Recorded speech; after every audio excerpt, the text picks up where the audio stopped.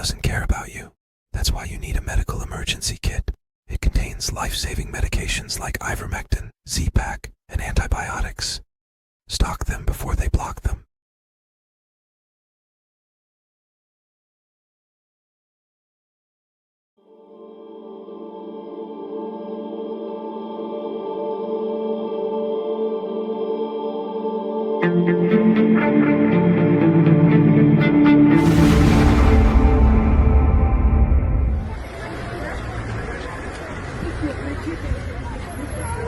Вот у нас в Мерефе у женщины забрали сына, она держится за автобус, а им все равно. Он сумки у него бросили, смотри, что происходит.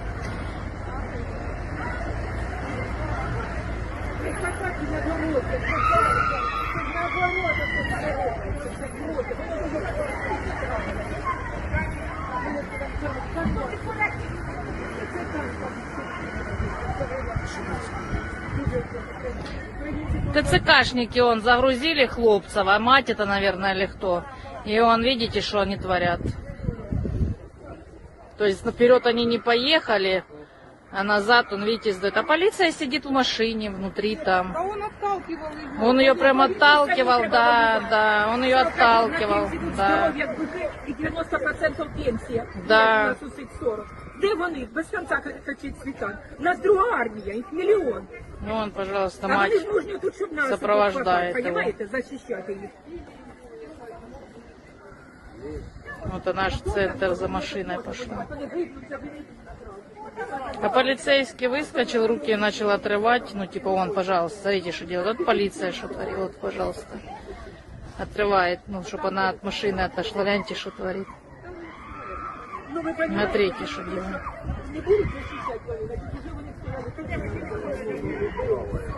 Видите, что? Смотрите, и все, и получается забрали. Женщина, упала.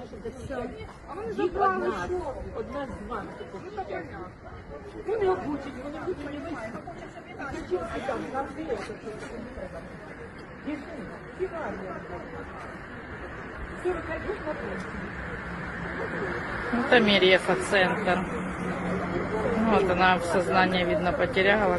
Они уехали, все. Они руки оторвал мент. Типа отойди, и все. Меня не сломать, и все потому что я русский, я иду до конца. Я русский, моя кровь отдам. Send more weapons to Ukraine? We're going to send some more weapons. We have to. They have to be able to defend themselves. They're getting hit very hard now. They're getting hit very hard. We're going to have to send more weapons. Yeah, defensive weapons primarily, but they're getting hit very, very hard. So many people are dying in that mess. Destroying our country. Really globalists, are they? Because they're not doing this to China and Africa and the Middle East. They're not saying those nations need to invite a lot of people from different parts of the world. It's only one side. It's anti-Western. Yes. They're saying that there's something about a majority white Christian country that's inherently threatening and we're going to destroy it. And that's it is exactly what they've done. It's around the world. They did that in France, in UK, in Germany, and now in Canada. Yes, you've got basically Russia left, and of course that's the country they hate most. So it is a tell. Like, they're not screaming at Chairman Xi to let in a bunch of people from Nigeria. It's like not even on the table. They're not even demanding Japan do that. It's just Canada, UK, Western Europe, Australia, New Zealand, and the US, and that's it.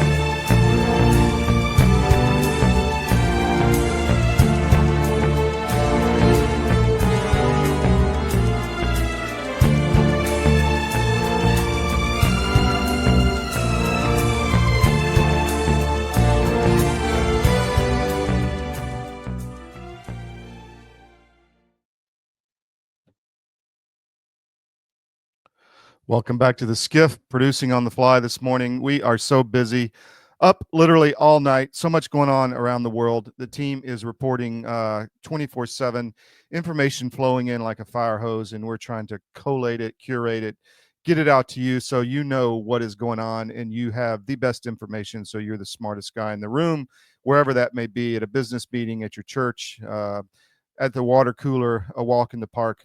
You know what's going on because you watch the SCIF and the best intelligence briefing out there. I want to say hello to the chat. They're already going. You're cleared hot in the chat, cleared hot for the conversation. Love the regulars. Thank you for all that. Please check out whatfinger.com. They post a lot of our stuff. Great aggregator site. Put it in your daily scan after cdm.press. Of course, morning, noon, and night. We need the traffic. We're getting the traffic. We're growing. Our videos are getting rocking feedback. And we're going to talk about all that today. That kind of feedback that we're putting out there for you to consume is really making a difference. And we've got the team today to talk about that. Today's show is going to be, the theme is awakening. The world is awakening. I want you to do something. I have an article up, which we'll talk about a little later, but there's an interview with Tucker Carlson and Scott Hooper, I think is his name. It's not the last one he did with the president of Iran, but before that. He's a journalist, and he's done a deep dive on the cause of all these wars. It's a 3-hour interview, but I would break it up if you need to, but watch it. It will open your eyes. I was shocked. I figured out, I always knew something was wrong with Gulf War I. This will not stand. The George H.W. Bush statement, which caused, what was really behind all that. Now I know, and it's literally shaken me to my core. And I just want to spread the word because people need to find out what's going on in that 3-hour interview. You won't go back. You'll be changed. You will evolve as a human being. So I highly recommend you watch that. We've got a great show today. I've got Q himself. Bill Quinn is coming on after this in the second segment to talk about what's going on in Georgia, because talk about awakening. Georgia is waking up. Our X channel on the Georgia Record is on fire. It's lighting up with all kind of disclosures, information, criticisms, people just shocked at what's going on in the Georgia GOP. And I think you're seeing a crack in the matrix there. We will see if that happens. We wrote about that. We're going to continue to report on it. Bill Quinn will be here. He's going to give us the latest on all of this. And you won't get it anywhere else. And then second hour, I've got Pete Blaber with the Ukraine SitRep, our favorite part of the week. And by the way, you saw in the cold open, that was a Ukrainian mother whose son got picked up by the bounty hunters. He's going to the front. He won't survive. She literally had a heart attack on the road and died. I mean, if that doesn't get your attention, this is what we're funding, guys. Trump is saying he's going to send more weapons. And then Tucker was spot on. They're only doing this to Christian countries. Why is that? Christian disclosure. And kind of a breaking news here, the team is going to be in Armenia later in the month, and we're going to go to the heart of the very beginning of Christianity and do some really good reporting on the Christian persecution there against the Muslims in Azerbaijan, and just really lay out something you may not know is going on. So stay tuned for the SCIF later in the month. But today is July 8th. I'm your host, L Todd Wood on the SCIF. This is your mission brief. Ukraine money laundering. Trump is removing the ambassador from Ukraine to the U.S. We have been reporting on Oksana Makarova for years and what she's doing money laundering in Ukraine. Maybe that is the reason. We don't know, but Trump is getting rid of her. Trump to give more weapons to Ukraine. It is what it is. We got to throw it out there and talk about it, guys. And then Rainmaker, the company in Texas, was seeding clouds 2 days before the flood. What is this company? I hadn't heard of it before. My sister called me and said, yeah, they were working up in Idaho. So we're going to do some investigation on that. Stay tuned for that at CDM on the whole cloud seeding, climate, geoengineering issue. That's going to be one of our focuses going forward, along with Christian persecution, along with what's going on in Georgia, the Georgia GOP scandal we're going to talk about, and we're going to talk about the day I found the Gulf War was fake. Stay with us. Buckle up. A lot coming. We are going to dig into it today. And we'll be right back on the SCIF. Stay with us.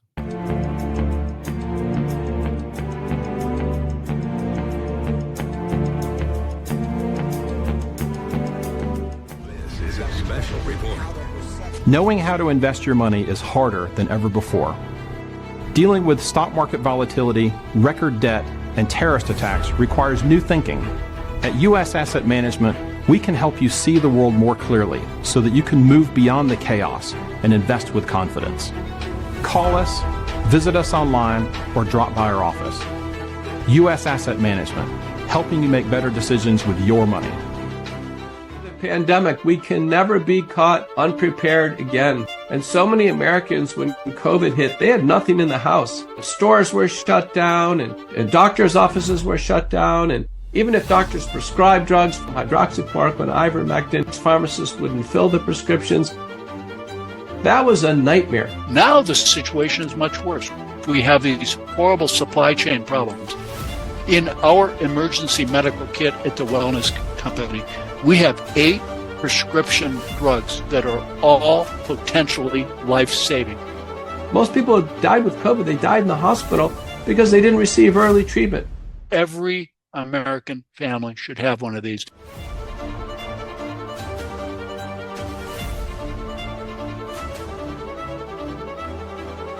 I can tell you the Wellness Company kit is the answer.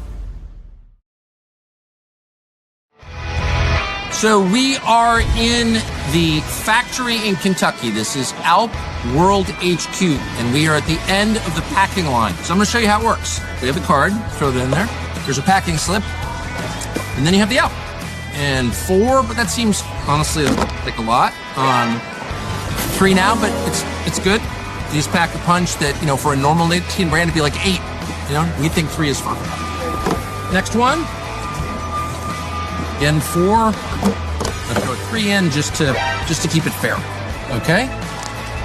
There you go. So you can see you can get fast at this. And really, it's just a matter of repetition. This is kind of the assembly line that, you know, Henry Ford devised so long ago. Tucker's stealing all the applicants.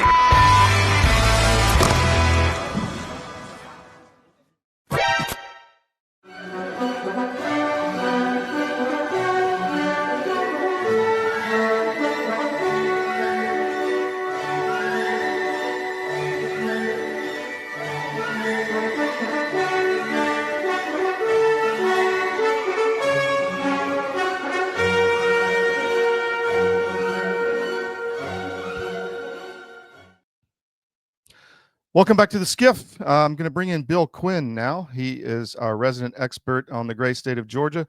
Bill, thanks for joining us. I know you're busy in between appointments and everything, but appreciate you coming on. I think you're muted there, bro.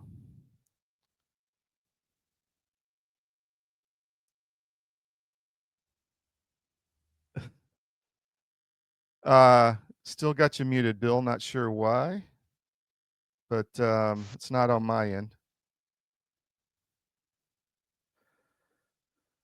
Nope, don't have you. Well, I tell you what, why don't we, I'm going to go into a couple stories and we'll check Bill 1 second and see if he can come back. Just go ahead and talk, Bill, if you come in. I'm going to go into a few stories here just so we can get some of this out of the way.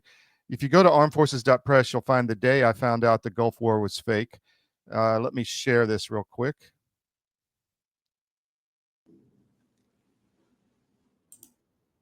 I can hear that, Bill. Okay. With me?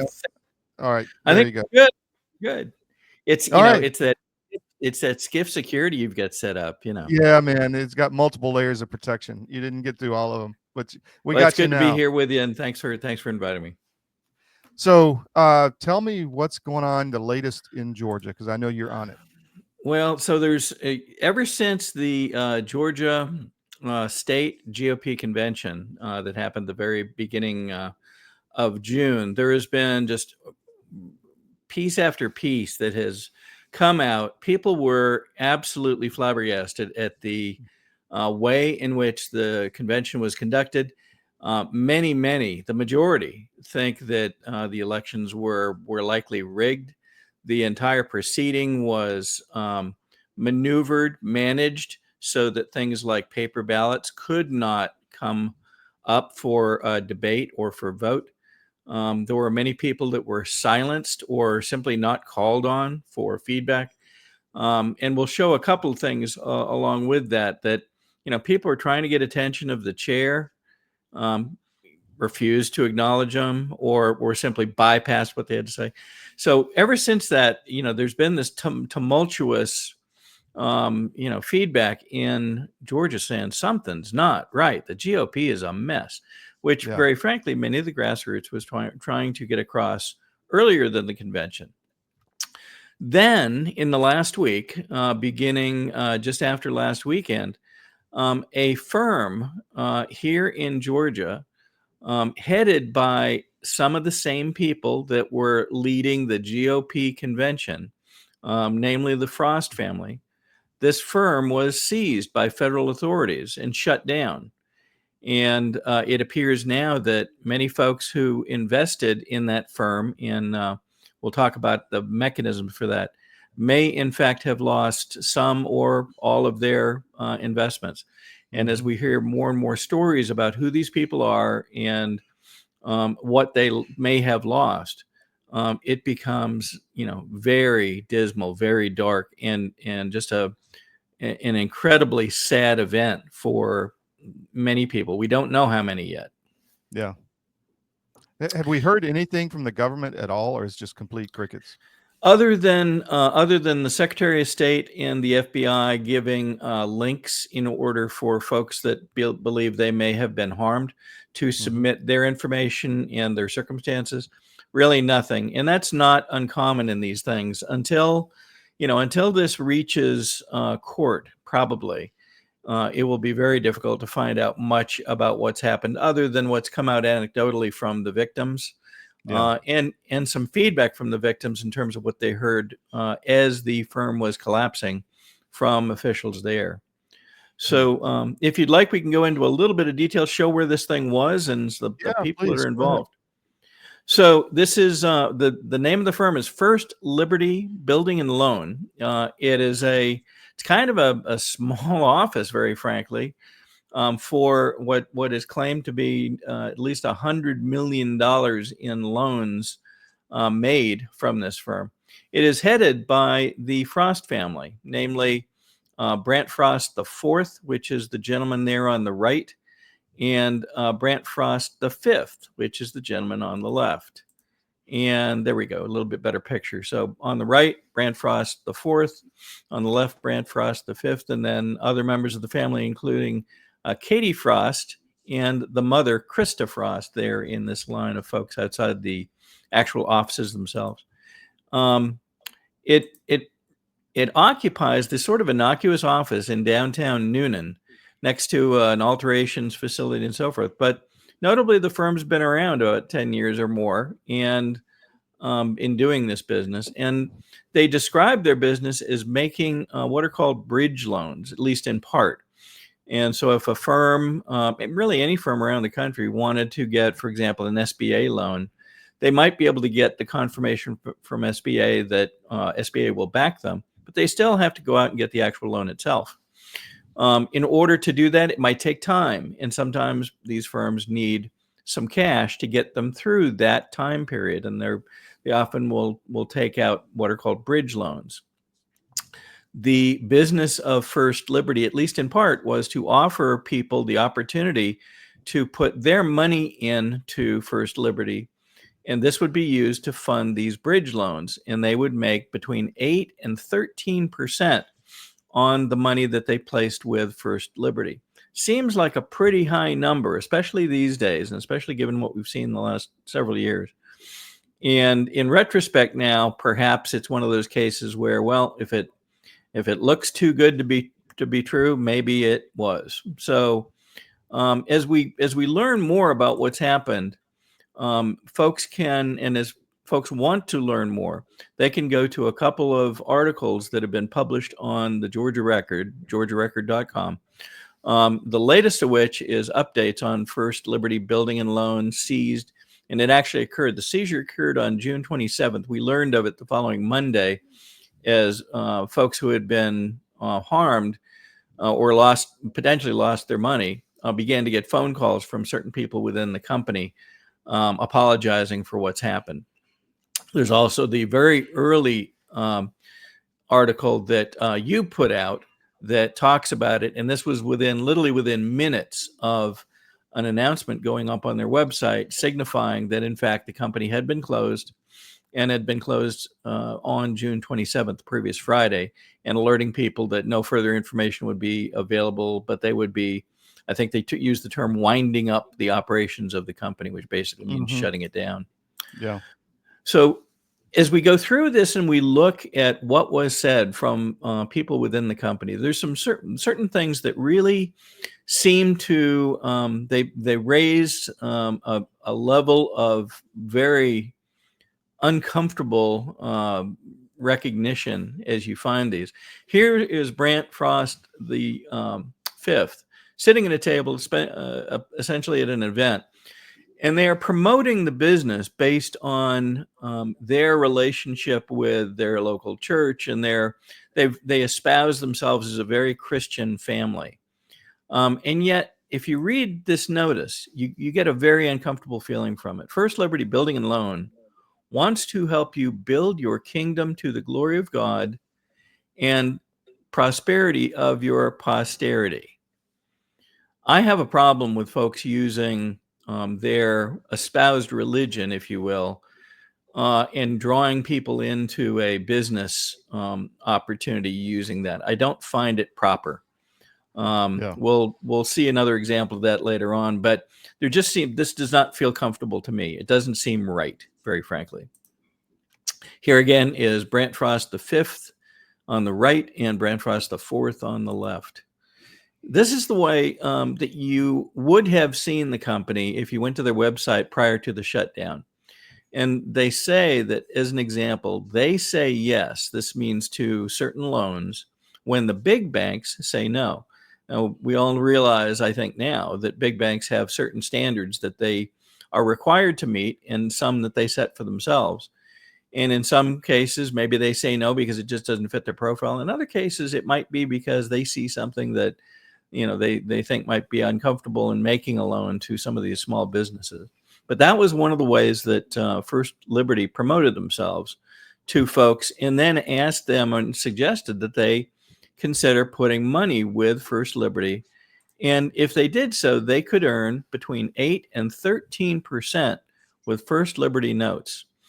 As we learn more about people that were harmed in this, or may have been harmed, I should say, allegedly harmed, the notion of the return that would have been earned, and those who were promoting it, and I'm using the word promoting differently than simply placing ads about it. Some of these folks seem to make statements about their personal knowledge regarding the people in First Liberty, and may in fact have been a contributor to people's willingness to put money with this company. That would truly be a shame.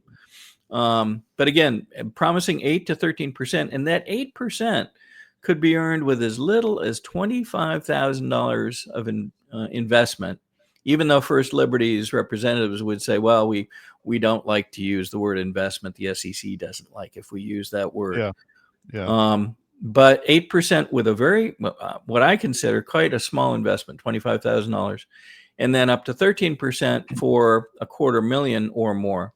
As time has gone on in this past week, we've learned about more and more folks that have invested what appear to be, in some cases, very significant amounts of money. And it would probably have to be in order to reach the kind of investment level that they claimed on their website. For folks that want to see these screens, they can look in those articles that we talked about from the Georgia Record, or they can actually go to the Internet Archive, in other words, the Wayback Machine, and look up firstlibertyga.com, and they will find previous copies of the website that have been stored in the Wayback Machine so they can see these for themselves. This is another page from their previous website. And again, can you go back to that previous slide real quick? Yes. So I just want to tell the audience, there's a lot of conservative Inc. Players here, and they've been quiet on this. We haven't heard anything. We reached out to Eric Erickson and Cox Media. They did not respond. We did reach out to Steve Bannon, and he said he didn't know anything about it because he spoke at the convention. We reached out to John Fredericks, he said basically he didn't know enough details and couldn't comment. So, but and we also reached out to Turning Point and they didn't respond. So this is a big issue because all of Conservative Inc. was pushing this. Back to That's right. And I think the word pushing is a reasonable characterization. Some of these folks said that they knew the people personally, and they seem to, in some cases, folks relied on, at least partially, on their feedback in order to color their decision to even put money in the company. At least that's the comments that people have made. So we'll see how that plays out as federal investigators get deeper into this and determine, what was the actual underlying causes. Here is another page from their website. Again, they focus heavily on this 8 to 13% or more return. They talk about it being a 12-month term, and they have the ability to extend it. And they talk about the total loans funded of $100 million. Now, already we have heard of folks that have put in $250,000, $500,000, in some cases, multiple millions. So you can see quickly that it would not take many folks investing those kinds of dollars to reach $100 million. Is there more? We don't know yet. And as you said and asked earlier, we don't have feedback directly from the authorities that are investigating this. Probably will not for a time. Folks that are familiar with this and have seen things like this, it's actually quite similar to some of the actions taken back during the S&L crisis back in, I guess, the 80s. A lot of this goes somewhat dark for a while because it's under investigation. And of course, these agencies will not speak of what is being done when an investigation is ongoing. It's only when it begins to get to the court stage that you begin to see more feedback. Now, there may be outside parties, folks that have been harmed in this or ostensibly harmed, that may come forward and describe more of what they went through or saw or were told as things go forward. And we'll see a little bit of that in the coming minutes. So one of the folks that we want to give a shout out to is a local publisher, the Noonan Times Herald. And the Noonan Times has done a great job. This is the town in which First Liberty was doing business, where their office is located, and has done a great job finding folks who previously put money with the company and getting their feedback on what happened as this transpired. Here is one example of that. John Vander, I believe it's pronounced Wheel, a gentleman that lives in Sandy Springs, said that he first heard about First Liberty through ads on WSB's Eric Erickson show. Again, this goes back to how did these people find this company and who did they rely on for feedback that drove them or incented them to consider putting money with them. The Frost family, who operated the Noonan-based private lending firm, presented themselves, these are words from Mr. Wheel, presented themselves as conservative, church-going small business advocates. It sounded pretty safe, especially with endorsements from radio hosts that he had long followed. And we've already talked about a couple of those. They told me, he says, that they were Sunday school teachers and churchgoers. And this theme will come up again in a few minutes. On June 17th, now keep in mind the time frame. We mentioned earlier, the company was shut down on June 27th. On June 17th, barely 10 days prior to that, he wired $25,000 to First Liberty, drawn by an advertised 8% annual return for investments between $25,000 and $50,000. The firm's pitch promised even higher yields, up to 13% for larger sums, namely $250,000 or more. But think about that timing. Did folks within First Liberty know that they had a problem and that it might come to a head in the coming days? We don't know. But if it's learned that they did, this would be particularly troubling because literally 10 days before, they're accepting money from new folks investing. We don't know that happened, but the timing cannot be ignored in my mind. A day later, Mr. John Wheel said he received a brief email confirming the transfer of the $25,000, but when he requested formal documents, which you would think you would get from a standard investment, replies slowed, according to what's written. By late June, again, this was approaching the time frame when the shutdown occurred, no paperwork was in hand, and Mr. Wheel began to worry. And then last Monday, Brant Frost IV, the senior, called him out of the blue in devastating news the company had collapsed. Imagine learning that, your money that you invested 10 days before was now at risk or more than at risk. And we see this kind of theme come out again as other people report their experiences.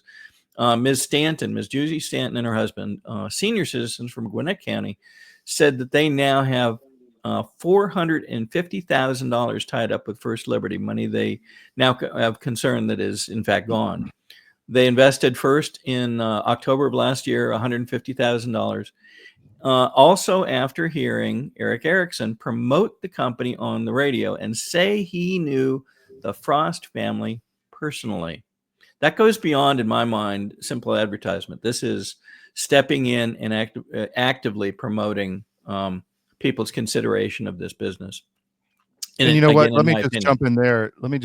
We do that at CDM. We promote businesses, but we have sat down with them and gone through their files, and we completely trust them, and we will take the fall with them if they go down. But go ahead. Yeah, I've heard you mention on many occasions that certain vetting has been done, and that is relied on to give a proper profile of folks with whom we deal.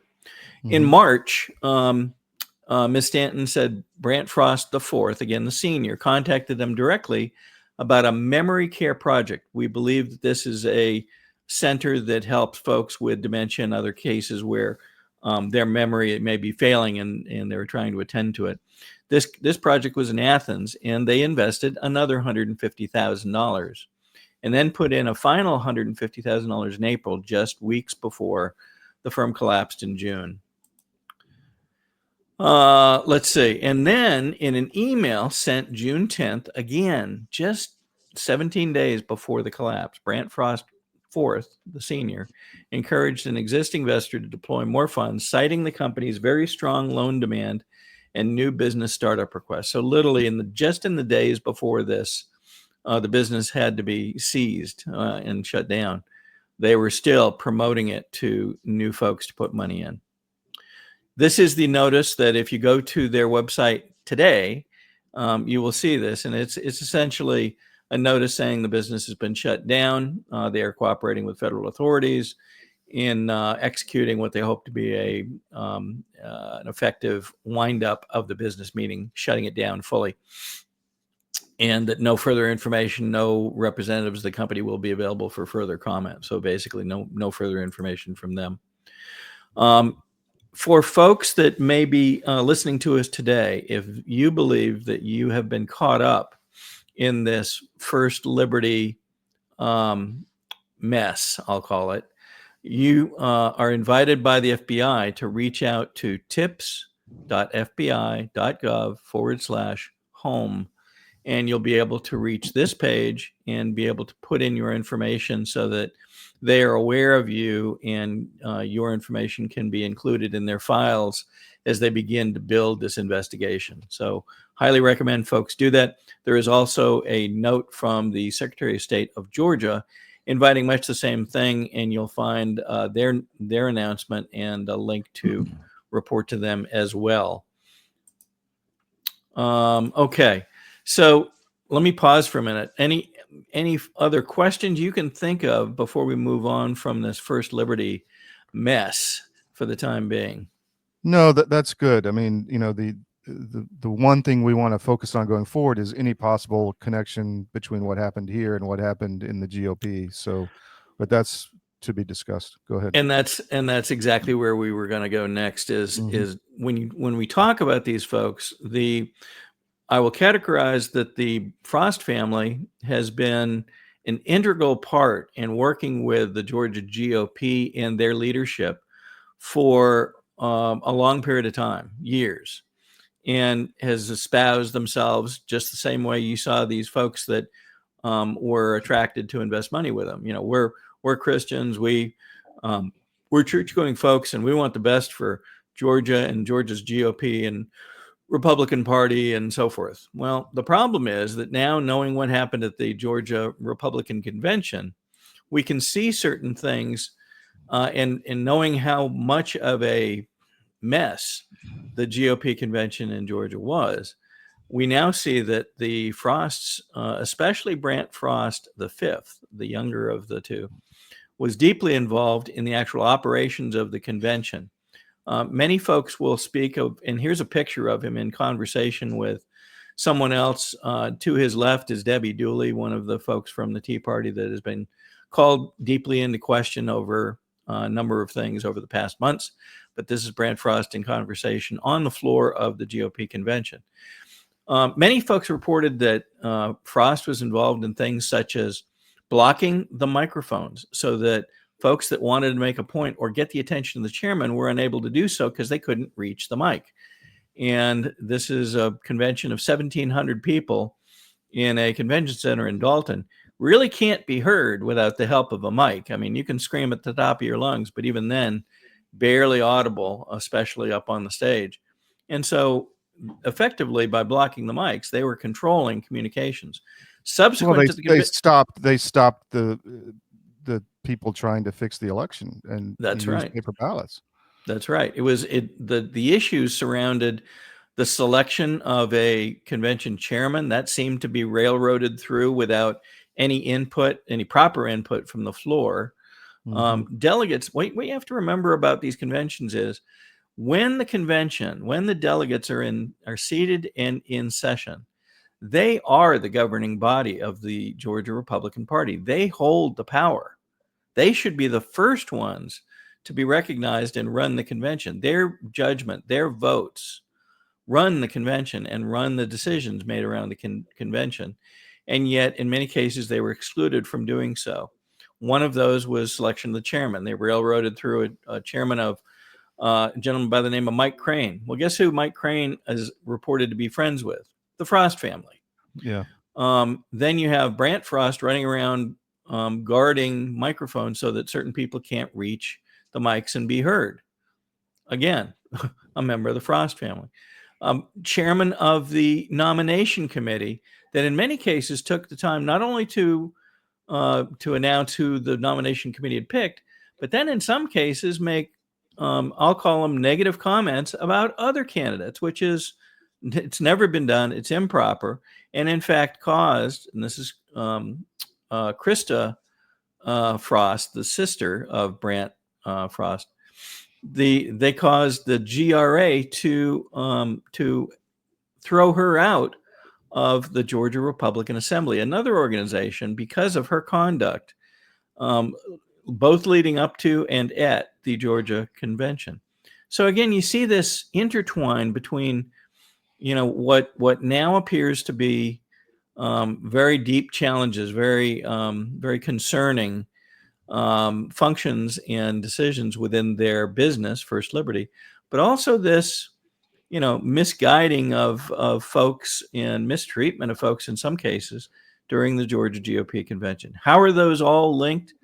It goes back to this family has been involved in the Georgia GOP for quite some number of years, and in fact was called out almost prophetically recently during the GRA convention held separately. And during that convention, David Cross, one of the candidates for GOP chairman for Georgia, literally called them out. And I have this on video if we can just show this for a moment. Yeah, go ahead. That question was really more aimed at me. All right, so when I was at the nominating committee meeting last year, I said something disparaging, and I said that the GRA was a cancer on the Georgia Republican Party, but I misspoke, and I should have given a clear statement and said that the Frost family is a cancer on the Georgia Republican Party.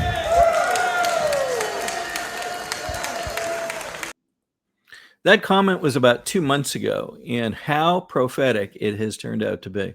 Yeah, yeah. The other comment we made earlier was that as more people talk about their experience in making a decision to invest money with First Liberty, they continue to cite their belief in the people from whom they heard this message.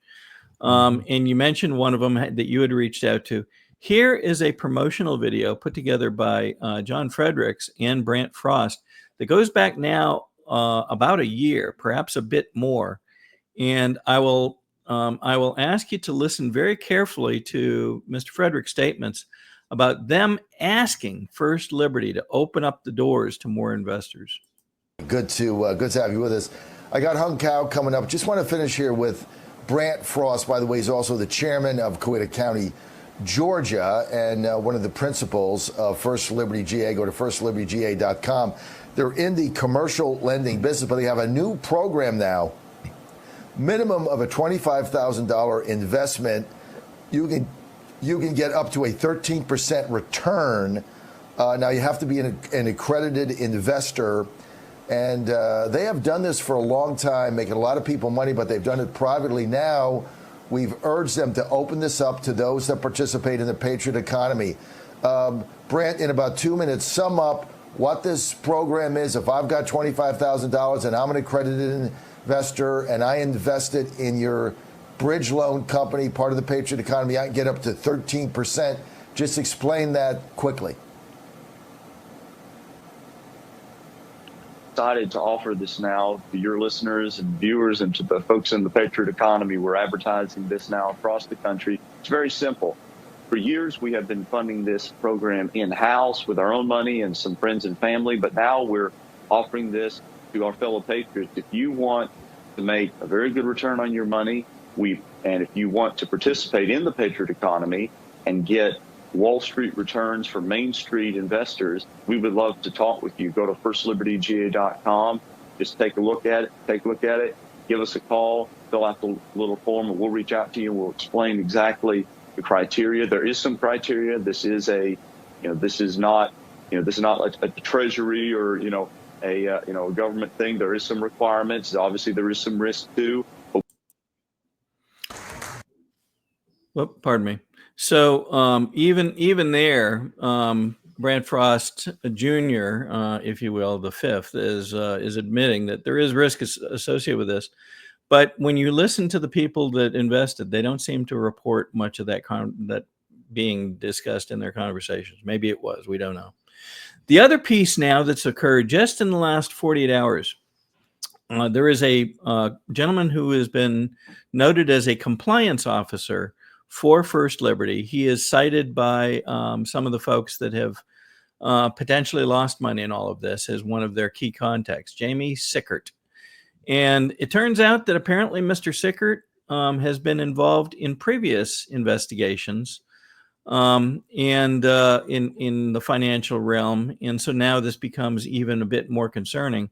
And then lastly, there is a court case that has been cited from back in 2013, again, with defendants included from First Liberty Financial and Brant Frost. And I believe it's both the Brant Sr. and Brant Jr.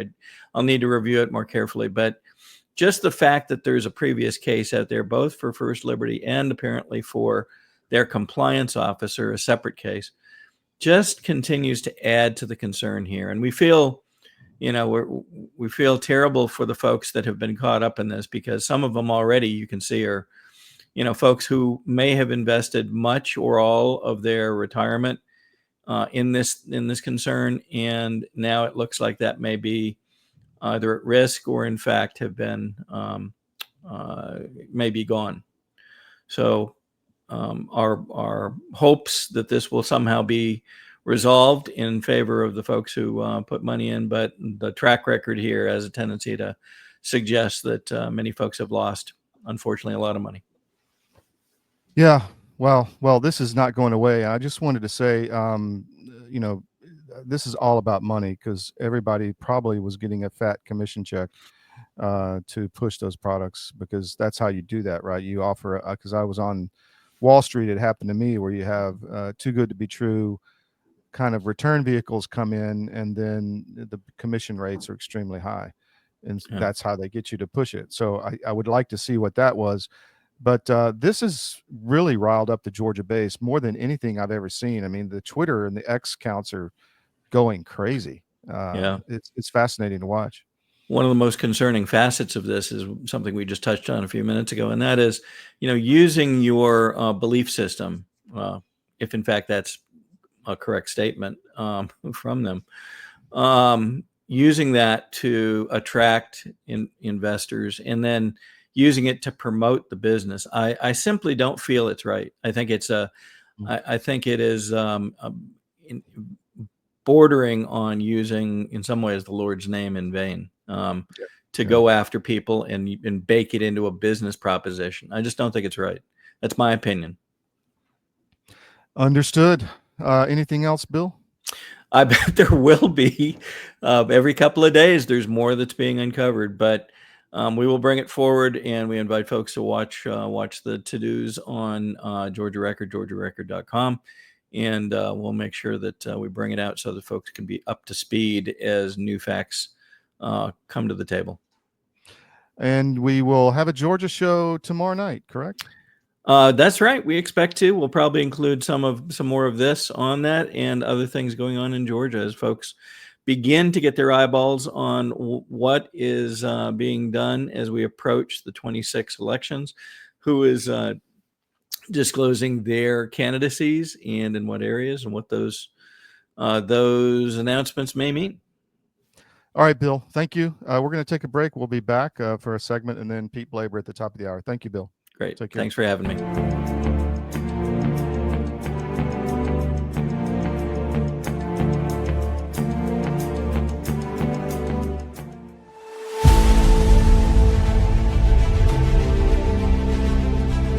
I'm watching my friends gain more and more weight, and then eventually I got to tell you, this is a little dark, but bad diet literally killed my whole crew. Wow. Diabetes, a stroke. I mean, all kinds of stuff. It's like, you had a stroke? You're not even 50 years old. You guys got to quit eating this stuff. Your body knows what's what. You're not conscious of this. But that's why people will go to the refrigerator and they'll grab this and that and the other and put together this outrageously elaborate combination of foods. Your body's trying to reach balance. Unbeknownst to us, our bodies are always trying to reach homeostasis. You can't eat all of this stuff and expect to live a long time. And one thing led to another, and I went, forget this. We're going to make our own product. So we partnered with one of the world's top 3 biochemists where a nutrition-specific study is concerned. I said, all I want is the best nutritional and immune support product in the world. So we mixed it in yogurt. It's a powder. I got a bag of it here. I keep one on the console all the time, just so I can show people. Yeah. And it's a powder. Now, this is not candy. This is hardcore nutrition. And sugar is an enemy. And most people do not know that the reason these bellies are showing up on people all over the place, your body makes fat to store the toxins it can't get rid of. So it just puts them over here. But I can tell you this, you take this for 30 days and then lay off of it for 2 or 3 days, and you'll go, good grief, give me some more. Skin, nails, hair growing back, cut yourself and it heals in half the time.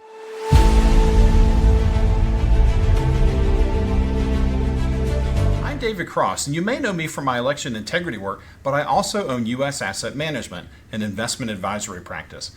I've been an advisor for nearly 30 years, and one of the questions I get asked most frequently is, do I have enough money relative to other people my age? And while that's an interesting question, it's also the wrong question. The right question is do you have enough money to sustain your lifestyle for the rest of your life? This is a question you should know the answer to. This is what we do. Check us out at us-am.com and look for our big proud American Eagle logo.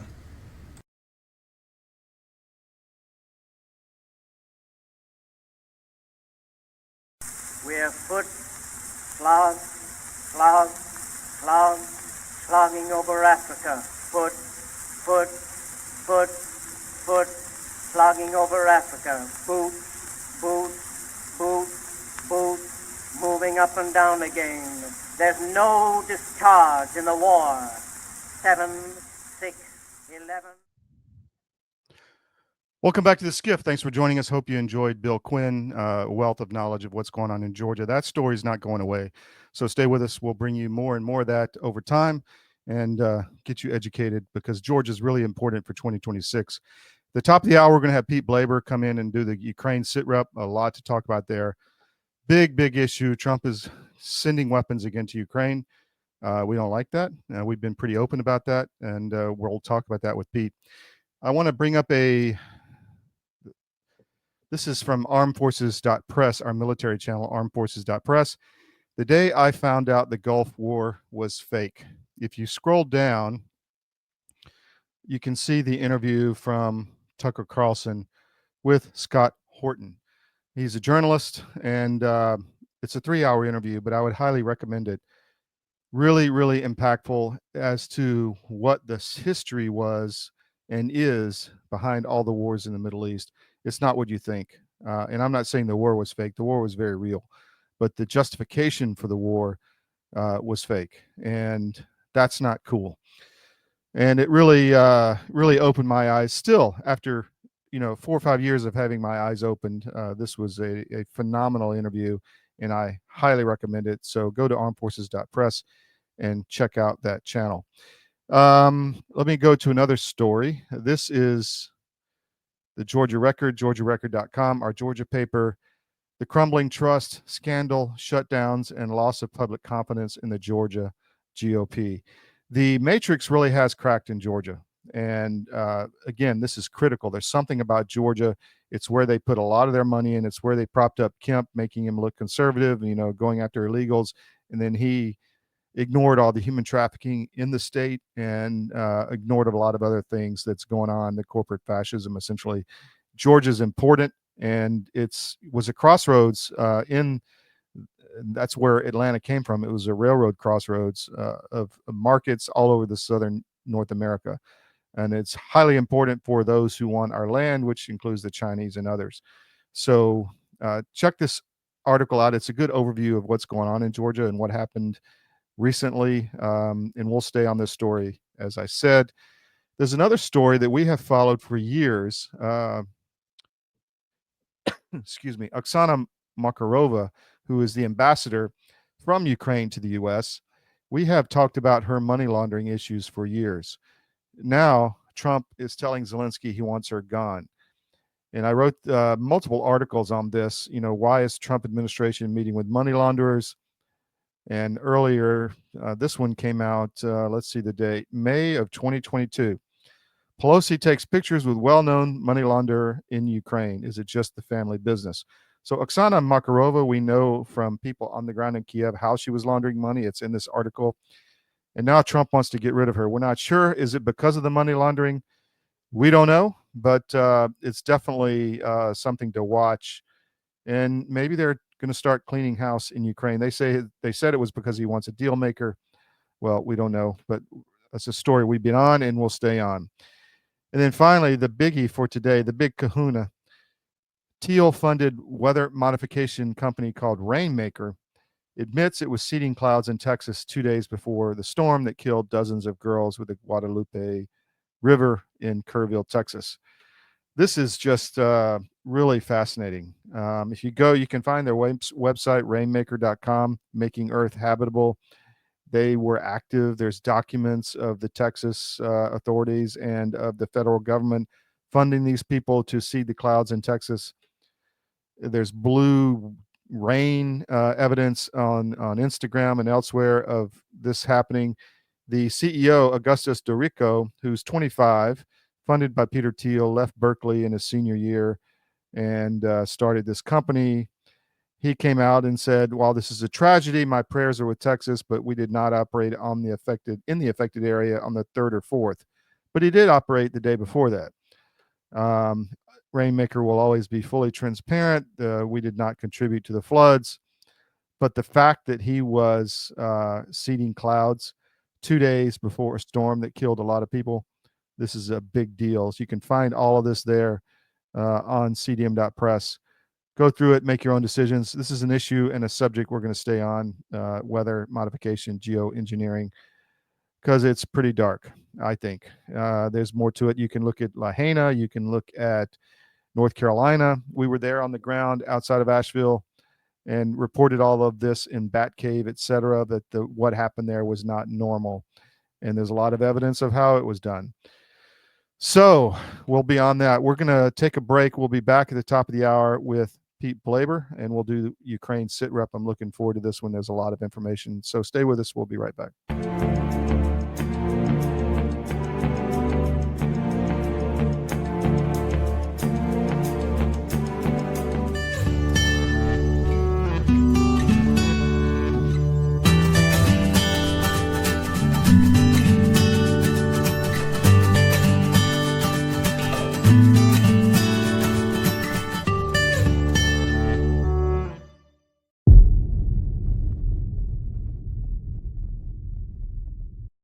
The bird flu is circulating. We're getting more and more press, more fear mongering, more warnings about this.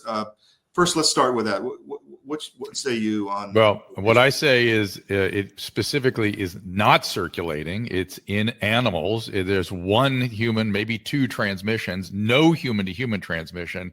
And stand by, everybody. If there is some sort of sudden human-to-human transmission, you should immediately be suspicious that gain of function was involved with that. Just the fact that they're taking an animal virus and going nuts on it in the press and talking about it all the time, that to me leads me to believe that they have concerns that somebody is doing something with that virus, because this would not happen naturally, in my opinion. Our world is changing rapidly. Many crucial systems we depend upon are collapsing. And the most important system that is failing is the food supply. Mr. President, this Council is more than aware of the multiple challenges and threats the world is facing today. But the threat of famine, people starving slowly to death, must be a red line. These food prices are going to keep going up and up, and they're going to keep feeding excuse after excuse, narrative after narrative. Yeah, so you're going to have to get off that treadmill and start getting more autonomous with your own food growing. You want to make sure that you can eat, because frankly, food is the biggest issue as we are going through these transitions. But amidst the chaos, there is a path to resilience. Marjorie Wildcraft is the female leader of the survival and preparedness movement. Marjorie has taught millions of people how to grow an abundance of food in a grid-down situation, even if you have no experience, are older, or out of shape. I've spent decades finding the fastest, easiest, and funnest ways for the average person to be able to grow a lot of food. I've created a step-by-step process that's so simple that even kids to elders have been using it in order to grow a lot of their own food. And you can too, even if you have no experience, you're older, or you're out of shape. Growing your own food is like printing your own money. Get started today.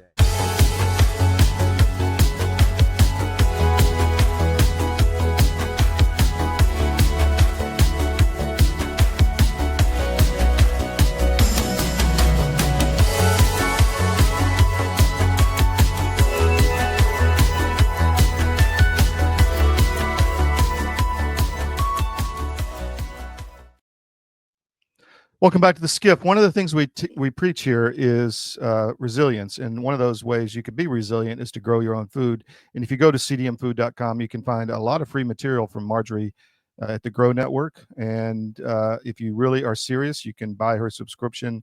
It's not that much money, and get all kind of information, all kind of help, assistance, ongoing. Like you're growing tomatoes and they get spots or whatever, what's wrong, you can get on there and talk to the whole team. And we've gotten a lot of good feedback on this. It's a really, I use it.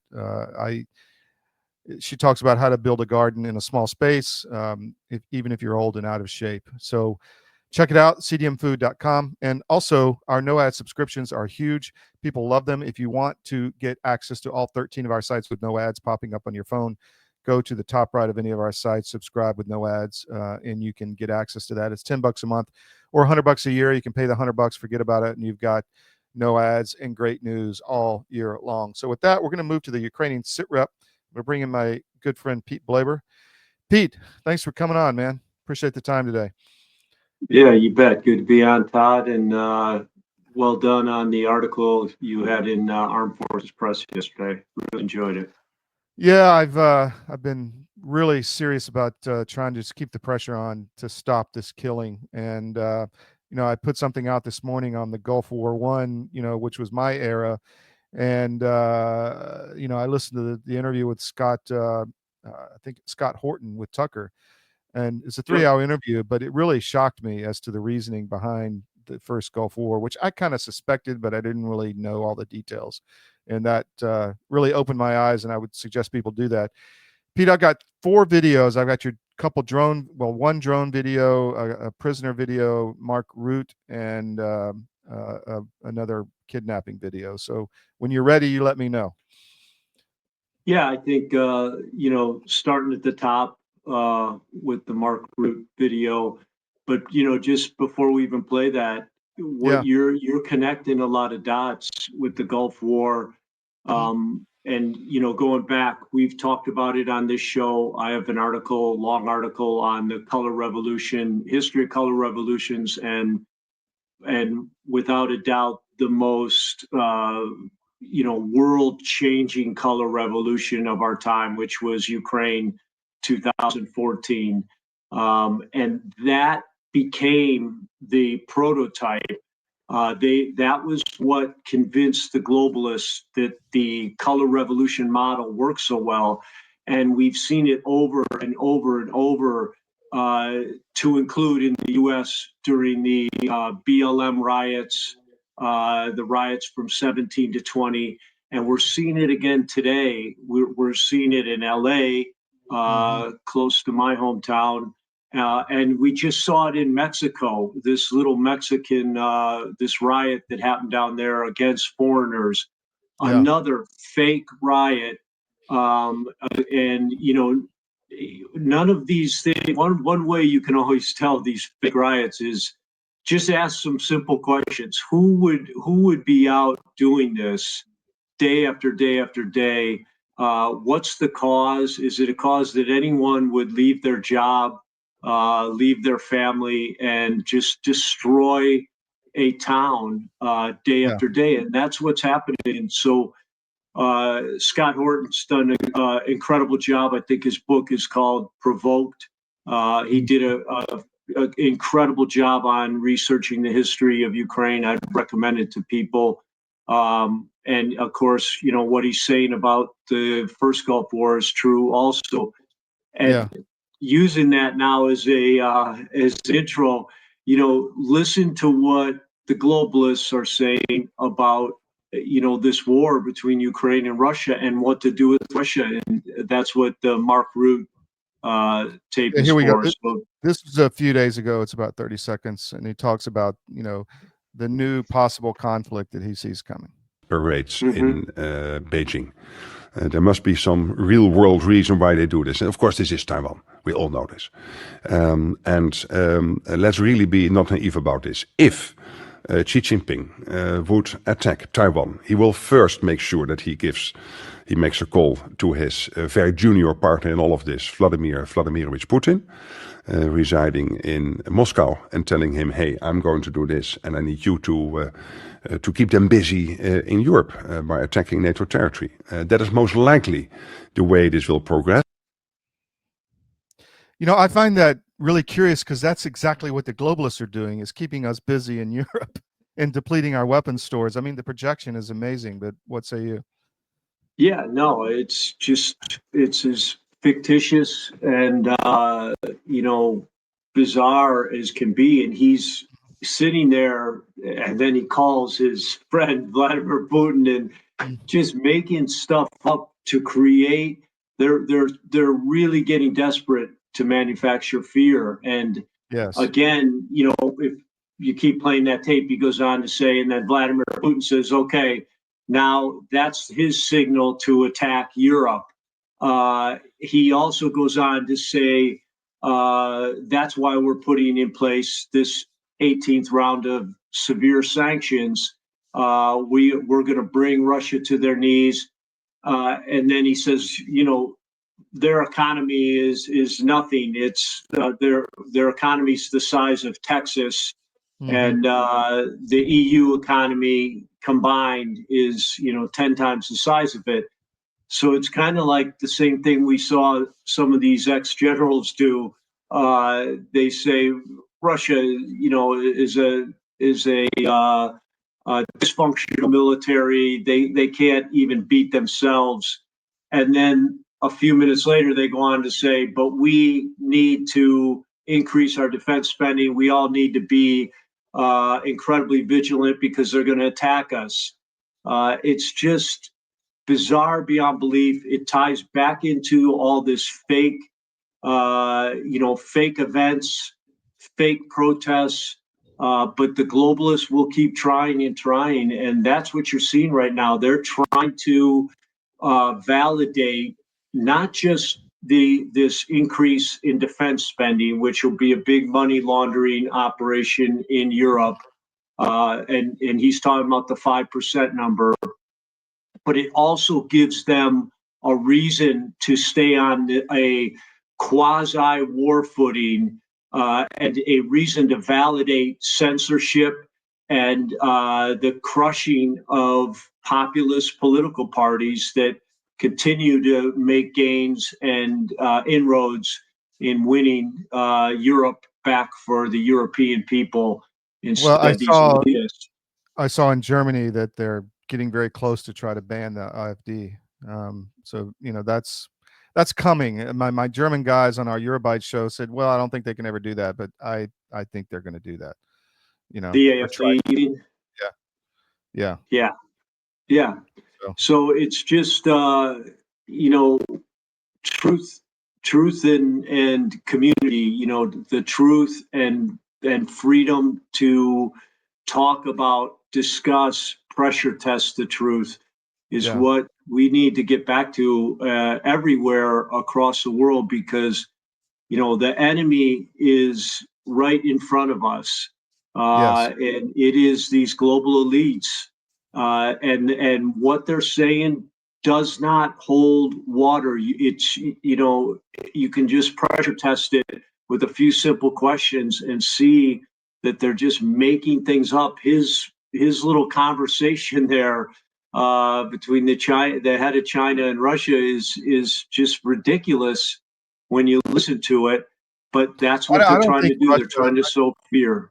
I don't think Russia trusts China at all. I think they're worried about their land in Siberia, and I think that's the real conversation. Is like, we're buying your gas, but we want your land. That's going to happen eventually too. Yeah. And so, again, another hyperlink. I just got word that the Pentagon announced they will resume shipment of some weapons to Ukraine. And one of my sources told me that this change is directly due to the updated intelligence from the ground at the dire situation for Ukrainian forces all along the Eastern Front, but especially in the center and the north, where there's multiple pockets that are bending and about to break, and there's not a lot of defense in depth. Again, this is coming from someone who's just on the front lines.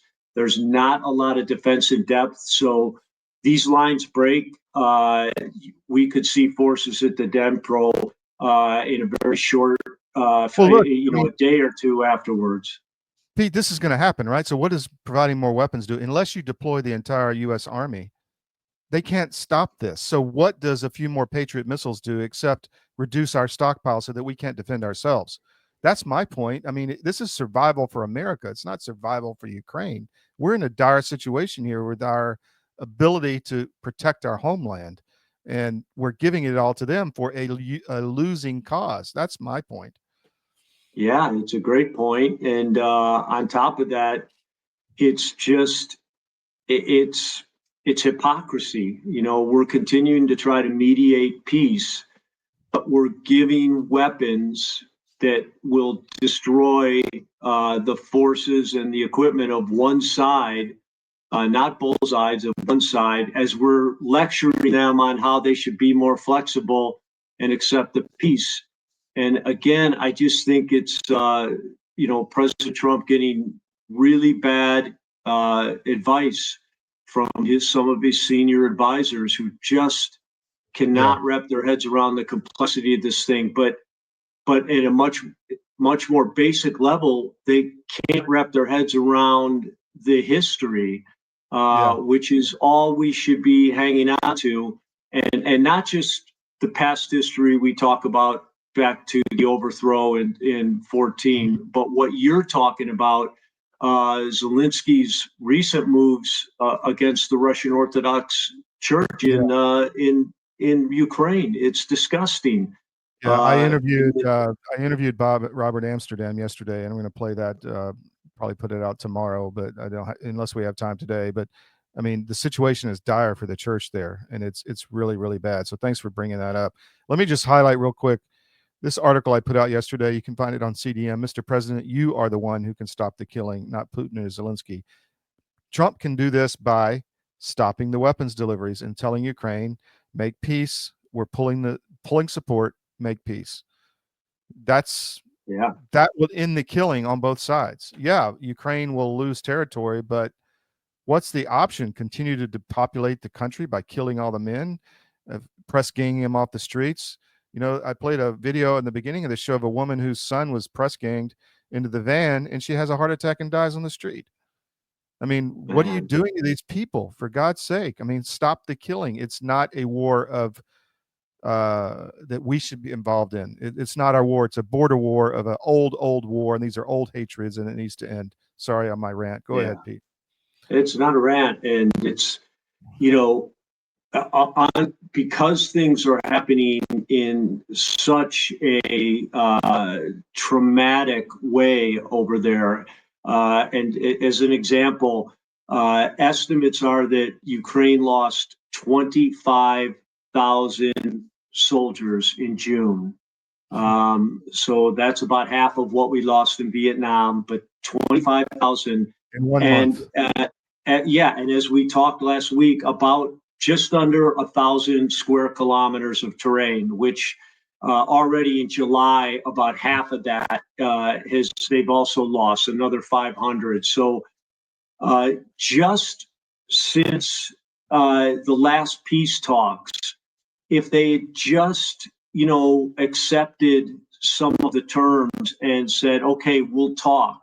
We will, you know, these points that Russia has been outlining for 2 years now, we will look at these and we will show flexibility.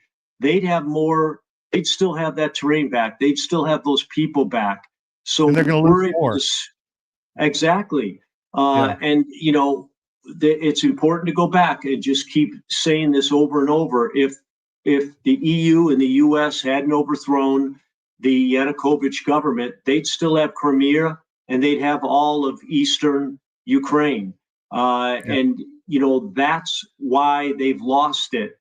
And if they had just accepted deals in 22 and 23, they may not have Crimea, but they'd have the rest of eastern Ukraine, which specifically in Donbass, which is the Donetsk basin.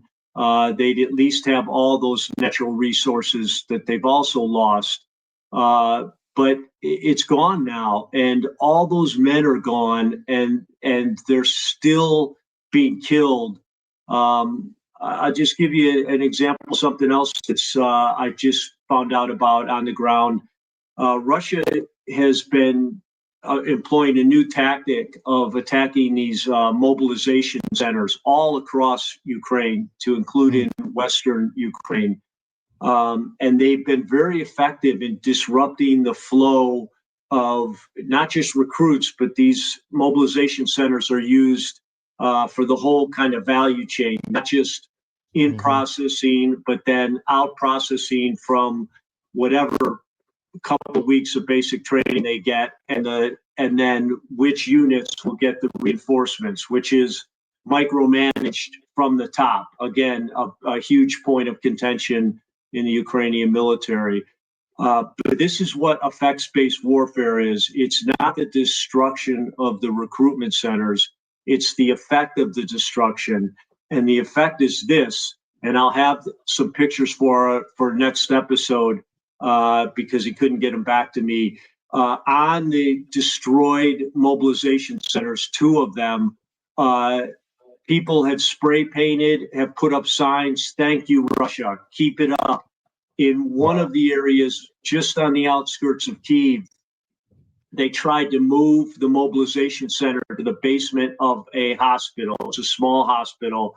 And while they were doing it, the people attacked the movers. They stopped them from moving the equipment into the basement. They said, "You can't do this." So you're seeing just physically the will of the people is against this war. And you and I, because it's never pointed out to people, everyone should ask themselves, why can't we see any of this? Exactly. That's what I was Because going to say. there's no press. Killing 25,000 guys in a month, and you don't have a drop on the TV. Because there's no press coverage, and there's not even in Kyiv, which is not a war zone. It's as we've talked about before, a beautiful city that would be easy for any reporter, especially a war correspondent, to live in. And there's none of that because they're hiding it from us. Yeah.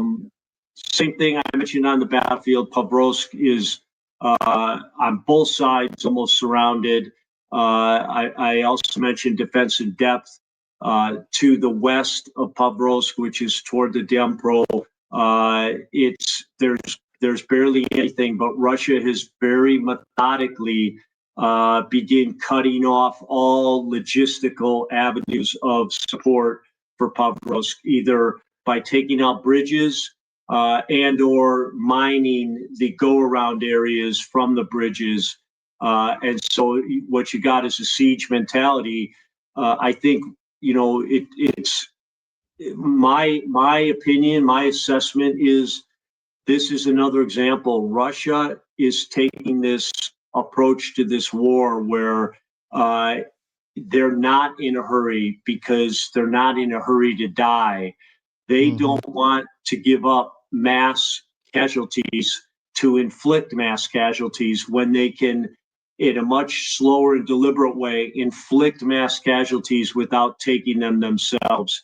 And that's what's going on.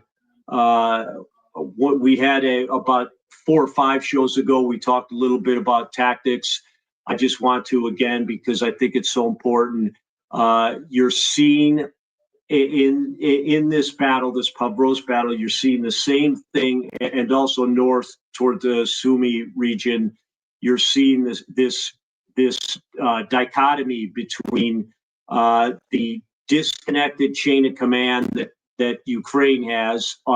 It's micromanaged from Kyiv and Wiesbaden, and how Russia has shifted to this guys on the ground flexibility where you have a purpose and then you're allowed to accomplish that purpose based on what's going on around you. And that's why we continue to see the way Russia is taking all this terrain is on ATVs, motorcycles, and shoe leather express.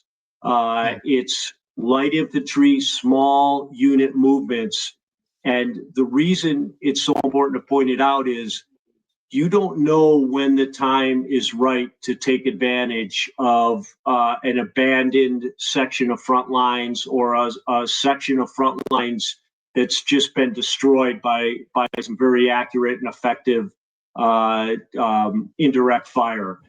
You can't plan that. You have to do it on the fly. And by allowing your frontline forces to make decisions about when to move, and think about it, because you're using squads, you're not telling a brigade to do a frontal assault and losing hundreds of men in the process.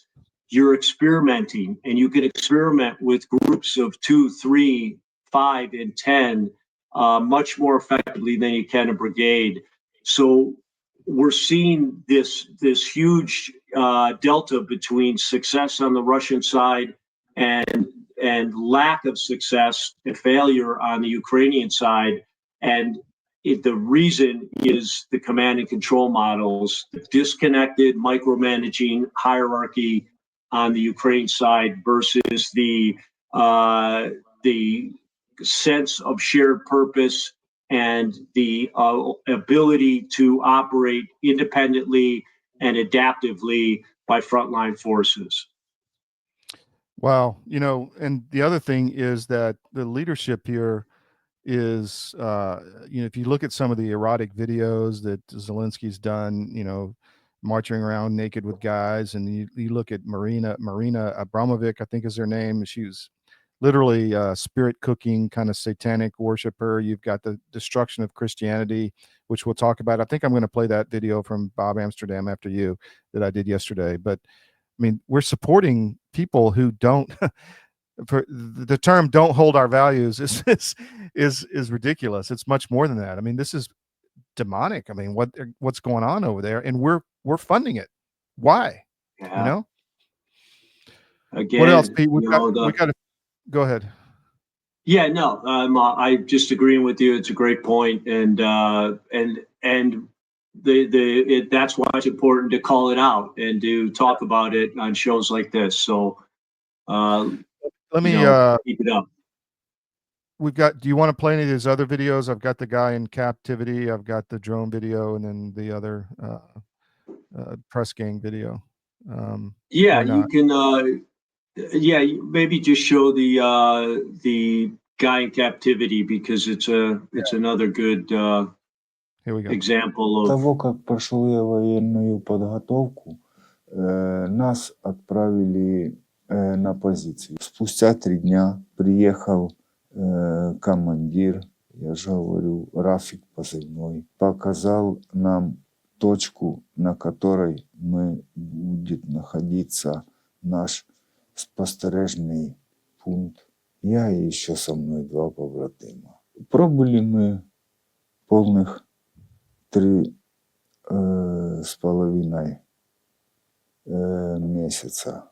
Медицины у нас никакой, это наши, только аптечки те, которые мы взяли. С продуктами питания они раз в неделю, как и вода, приходили. Так что Баба Ягой дроном сбрасывалось. Условия, я думаю, хороший хозяин к животным лучше относится. Потом мы начали понимать, что нас, как в народе говорится, просто кинули. Мы были брошены на произвол. Были времена, когда у нас была бутылочка воды на 3. Если мы ничего не ели, бывало такое, мы с побратимами мочу колотили, с кофе пили. А так, если дождь шел, то спасал дождь нас. Морально, эмоционально и психологически мы все были подавлены. Такая уже точка кипения. И в этой ситуации ты ничего не можешь сделать. Когда мы по рациям передавали приветы родным, старались, что все хорошо, то нам говорили, не дозвонились. На то, что они делают людей 500-ми, выставляют без вести пропавшими. Это укладывается. So pretty horrific treatment these guys are getting on the front.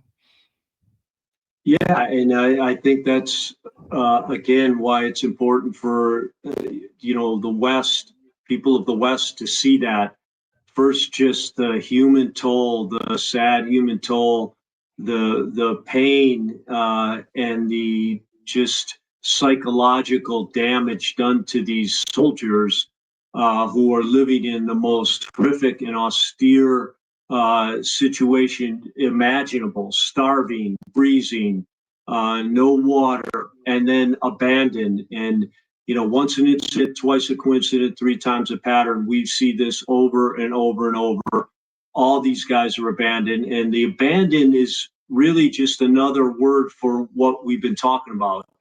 Disconnected hierarchies among all their other negative aspects, one is they're disconnected. So they don't give a shit about the people they're supposed to be taking care of. That's what leaders do in combat. They take care of their people with good tactics, good logistics, and whatever those guys need to accomplish their purpose. But that's not happening. And it's part of it is institutional. It's this broken command and control model. So for anyone, all the way up to President Trump, I wish he could see that video. This is what our weapons are going to do. They're just prolonging the agony of guys like that. We show them regularly because no one else does.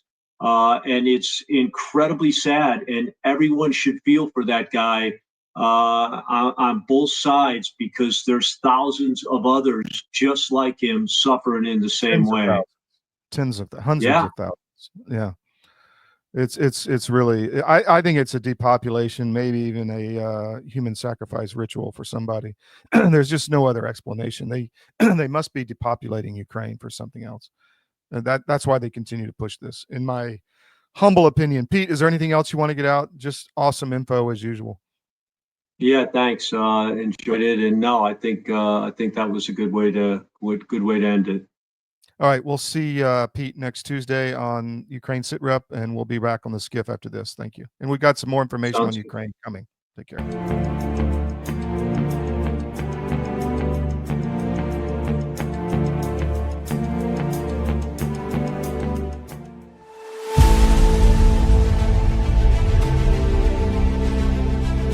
I'm watching my friends gain more and more weight, and then eventually, I got to tell you, this is a little dark. But bad diet literally killed my whole crew. Wow. Diabetes, a stroke. I mean, all kinds of stuff. It's like, you had a stroke? You're not even 50 years old. You guys got to quit eating this stuff. Your body knows what's what. You're not conscious of this. But that's why people will go to the refrigerator and they'll grab this and that and the other and put together this outrageously elaborate combination of foods. Your body's trying to reach balance. Unbeknownst to us, our bodies are always trying to reach homeostasis. You can't eat all of this stuff and expect to live a long time. And one thing led to another, and I went, forget this. We're going to make our own product. So we partnered with one of the world's top 3 biochemists where nutrition-specific study is concerned. I said, all I want is the best nutritional and immune support product in the world. So we mixed it in yogurt. It's a powder. I got a bag of it here. I keep one on the console all the time, just so I can show people. Yeah. And it's a powder. Now, this is not candy. This is hardcore nutrition, and sugar is an enemy. And most people do not know that the reason these bellies are showing up on people all over the place, your body makes fat to store the toxins it can't get rid of. So it just puts them over here. But I can tell you this, you take this for 30 days and then lay off of it for 2 or 3 days, and you'll go, good grief, give me some more. Skin, nails, hair growing back, cut yourself and it heals in half the time.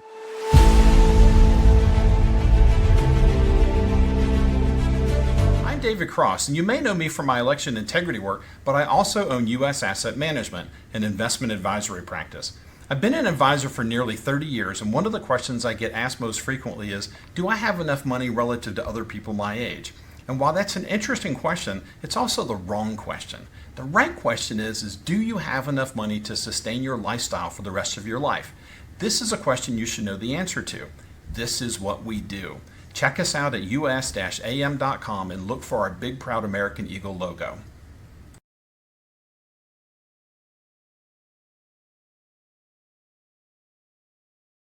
We have foot, slogging over Africa. Foot, slogging over Africa. Boot, moving up and down again. There's no discharge in the war.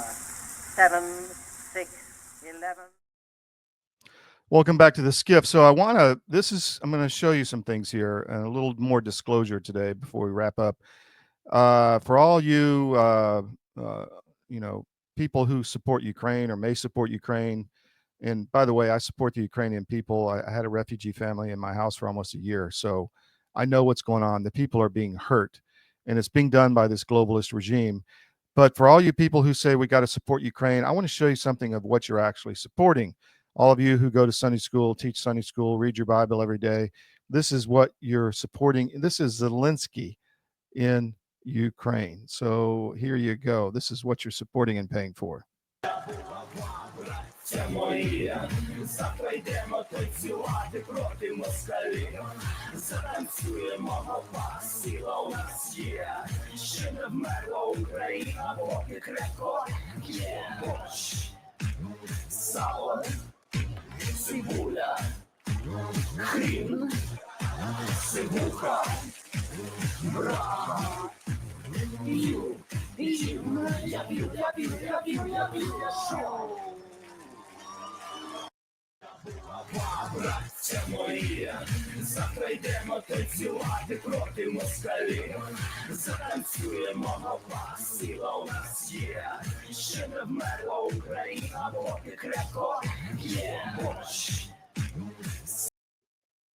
Pretty bad, right?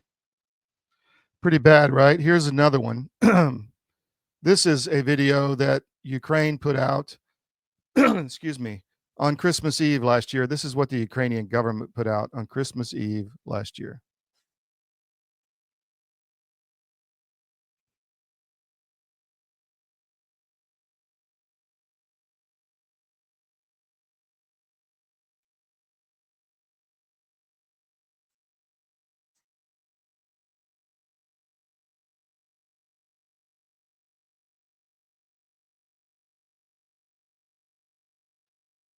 Sorry, that didn't go on. Sorry, that didn't go on. I have to redo that. It didn't come up. 1 second. Here we go. This is what you're supporting. This came out Christmas Eve last year.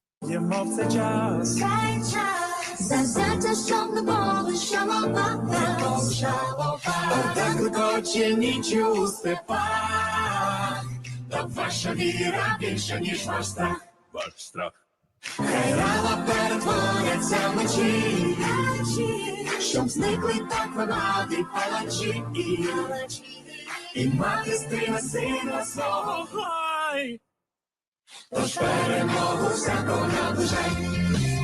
Рашистам побажаємо усім, подай один пакет у кожен дім, і болячок у кожною сім'ю, хто виступає за агресію, пригоже ще за кожен поворот, в Москві п'ятизірковий ешафот, ми будемо їх дбати в пісні в рот, а особливо чорноморський.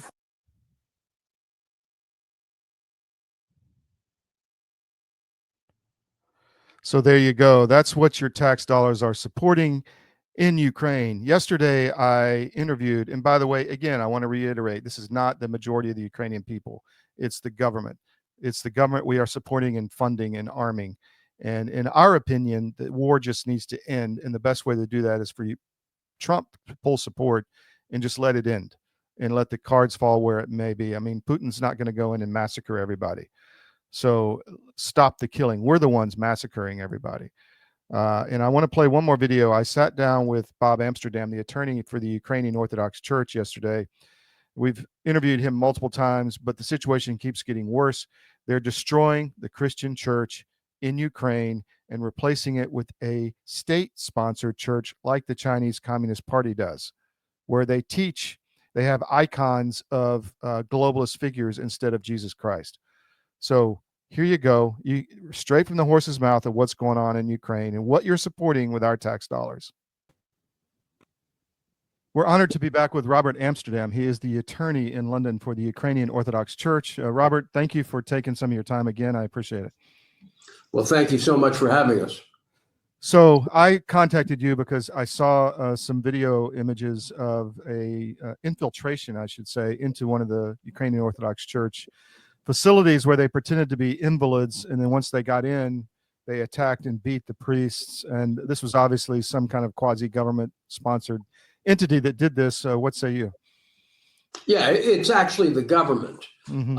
As I've said before on your show, and only your show and that of Tucker Carlson, because nobody in the press is covering this because it turns out President Zelensky's a thug. And what he's doing is he's trying to replace a 1,000-year-old church with a 5-year-old church that's backed by his nationalist neo-Nazis in the western part of Ukraine. And shockingly, there are no holds barred. They use guys who look like they should be at the front, many of them with swastikas on their arms. They break into churches. They beat up parishioners. They steal the physical churches, over 1,500 stolen. They turn the churches into museums or relics. It's absolutely out of a terrible page of history. Yeah. Well, you mentioned this is nationalist element that I think is controlling Zelensky, and we did some reporting last week that he can't really, I guess, make any progress in bringing peace to Ukraine because the nationalists would take him out. Do you know anything about that, or I mean, well, that's not your focus? But look, I don't know whether it's just the nationalists, whether it's also the fact that he's surrounded with a bunch of people, maybe including himself, who are wildly corrupt. I don't know what's stopping anything meaningful in terms of these discussions. As you know, Todd, we are solely dedicated to trying to save this church, and we're obviously not doing a great job since they've literally stripped the citizenship away from the leader of the church, and they're breaking into these institutions day by day. And you know, there's nothing, there appears to be nothing the West wants to do other than fund the killing. And the fact that guys that appear to be of military age are deployed against Christians rather than Russians is, I mean, it just blows my mind. And Western reporters don't want to report on it because a lot of them have TV and movie deals that make Zelensky look like a demigod, and they just don't want to tell the truth. And then you get journalists like who write for the Washington Post, who are so far up the we'll leave it at that. They're so close to the Ukrainian government that they just essentially lie every time they write a report. The reality on the ground in Ukraine is incredibly different than what you actually read in Western newspapers. well, I believe it's Metropolitan, and I may butcher this name, Anufri, who That's right. who had his citizenship removed, and it was due to, in the past, he, I guess, had Russian citizenship, but he denounced it and basically wanted to rebuild the church inside Ukraine. And that's known by the government, but they took his citizenship away anyway. Well, let's be really clear. Yeah. The Russian citizenship is a fallacy. He was born in Ukraine in 1944. In the 70s, he was part of the Soviet Union, as Ukraine was. Right. There were only 3 seminaries. They were all in the Soviet Union. He went to a seminary in the Soviet Union. He then came back to Ukraine. You know, I will tell you, when the war started, he didn't flee. He went right back to Kiev, blessed the troops, expressed his solidarity with the Ukrainian people. We're just releasing a video, by the way, on SaveTheUOC.com. It'll be out tomorrow. That sets all of this out. The truth of the matter is, Zelensky, who was perhaps the #1 Russian-speaking comic, he has many more current ties to Russia than Metropolitan Onufri. Nobody's stripping him of his citizenship. Yeah. This seems like, to me, an attack on Christianity, which I think you've mentioned before. I mean, it's being run by the U.S. government, which is really disturbing.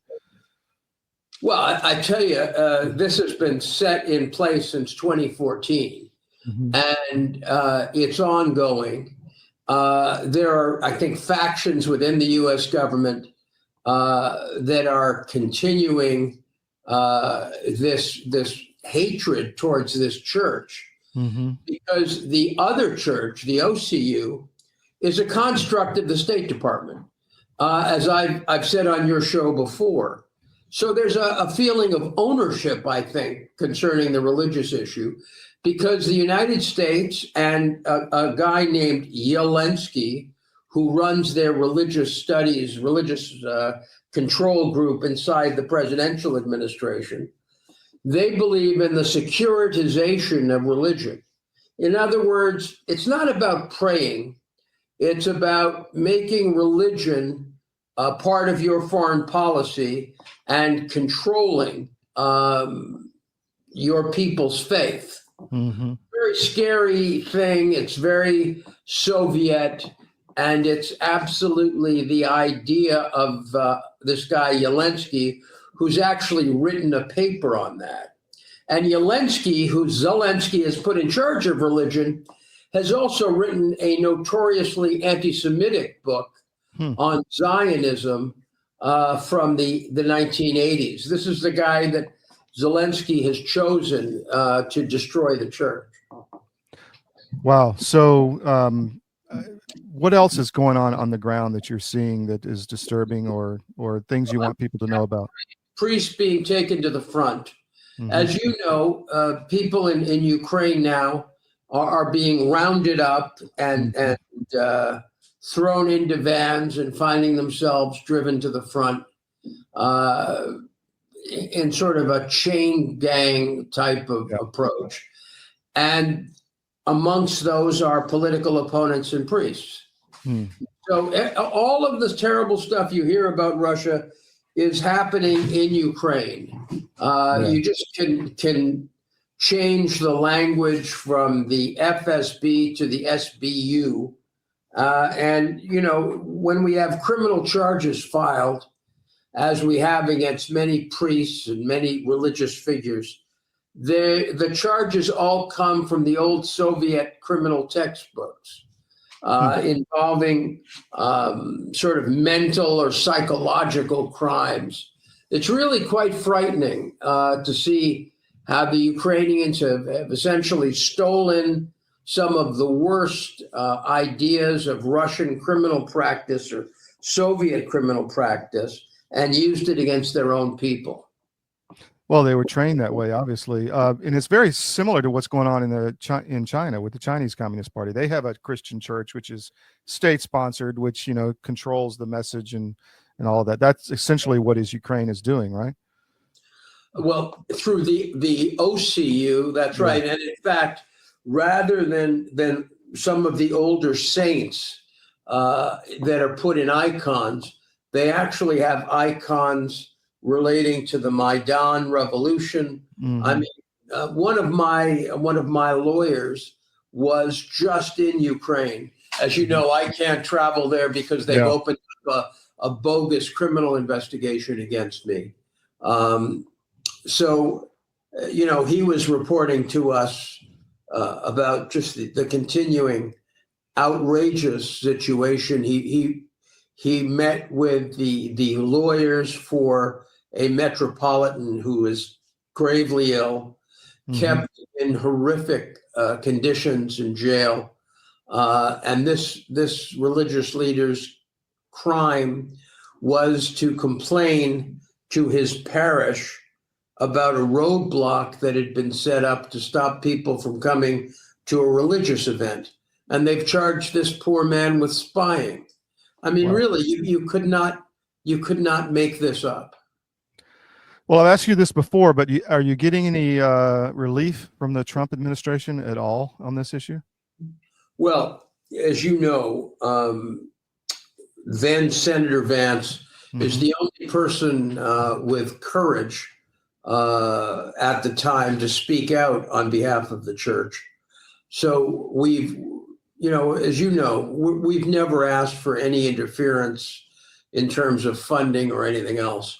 All we've ever asked for is people to call the Ukrainians to stop this witch hunt, this horrific crime against humanity that's going on against Christians.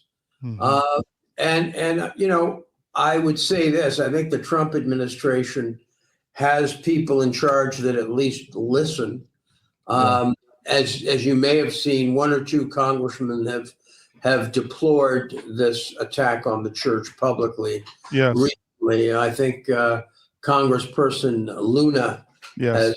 has made a statement, but it just shocks me how quiet legislators are with respect to an attack on Jesus Christ. Yeah. Well, I think Luna's Jewish as well, so that's very interesting. At least she's standing up for what is right. Anything else you want to get out? No, I mean, it's just an unparalleled tragedy, and you just see nothing of it in the press. Yeah. I mean, as you know, His Holiness the Pope spoke out against it. The Church of England spoke out against it, but we've just given such a free pass to Zelensky. He's got so much impunity that it's just completely outrageous. Robert, thank you for your time. Really appreciate you carving a little bit out for us, and we'll have you back as things develop. Thank you so much for having us. Take care. All the best. Bye. Welcome back to the SCIF. Couple things. Nucleo Boost, cdmnutrition.com. Check it out. They have the capsules now. This is the best micronutrition product on the market. It's everything. You don't have to buy vitamin D, vitamin C, iron, all of that stuff. It's all here. And it's got the bioallo to get it into your cells. These are this is not candy. These are serious micronutrition capsules. And you can also get the powder, which I think I like better because I put it in yogurt or a smoothie. But it's really good stuff. Check out the monthly subscription, and it's cheaper, cdmnutrition.com. Also, my book, Currency. Check it out. Summer beach read is coming, if it's not already here. And also, Christmas is coming. And if you want a gift for someone who has everything, this is it, especially somebody who likes history and geopolitics. The reviews are off the charts. There's a lot of them closing in on 600 reviews. So please check it out. CDM Nutrition, Currency at historyofbooks.com. You can get signed copies there, or you can find it anywhere books are sold. So with that, we're done with the show today. We'll be back tomorrow with a packed show as usual. And thank you for joining us today. Check us out on podcast. Check us out on Rumble. Sign up for our YouTube channel at CDM. CDM1 is the Rumble channel. And we're on X, Gettr. Put cdm.press in your daily scan. And sign up for our no-ad subscriptions. We really need help on that. If you haven't done it yet, please go in and do it. Subscribe with no ads, top right corner of cdm.press. We'll see you tomorrow morning, 10 to noon Eastern, Monday through Friday on the SCIF.